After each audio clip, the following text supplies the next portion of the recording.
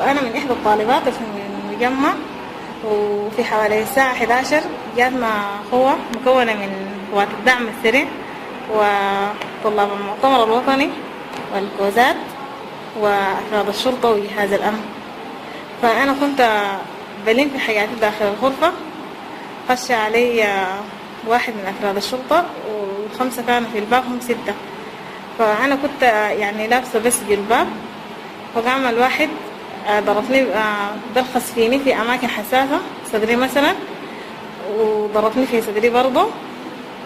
ونحن بعد ذاك أنا قمت اتكلمت معاه وقام تاني بدأ يضرب فيني، ولما زحيت منه كده قام قرب علي وجراني من صدري. لما قلت له انت ما عندك اخوات قام طلع الطاقية وقال لي انا ما شوفي شكلي ده شكل خرابي، انا ما خرابي.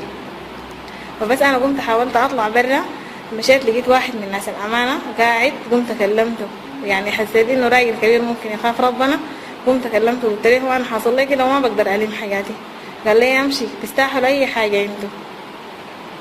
وكان في نفس اللحظة مدير المجمع فيصل بيقول انا هحرر الداخلية من حاجة اسمها دارفور، وتاني حاجة شايل له لستة بالاسامي بقول دي صاحبة فلانة ودي صاحبة فلانة ودي صاحبة فلانة كده. وانا لما جيت قلت له دي حاجات مهمة داير امشي اطلعها، قام قال لي انت اديني ما يثبت. قلت له ما يثبت في الغرفة جوا. قام قال لي انت اساسا ما طالبة عندي. قلت له كيف ما طالبة عندك، انت بتعرفني؟ قام قال لي لا ما طالبة عندي وما بعرفك وانا بوريك هسي. مشى جاب لي ناس من ناس الشرطة من ناس جهاز الامن بالبوكسي عشان يعتقلوني.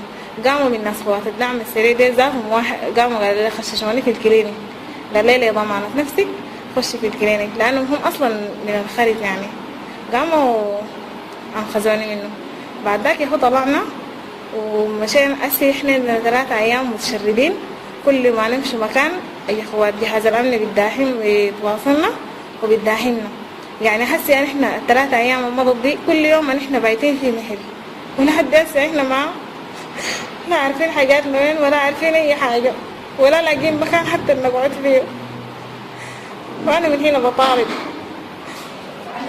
ناس حقوق الانسان انهم نحن طلبة وسودانيين ومن حقنا وده وطننا الناس تقف معانا، وبس عشان لانه احنا ما عندنا يعني اي مكان نمشي له بس.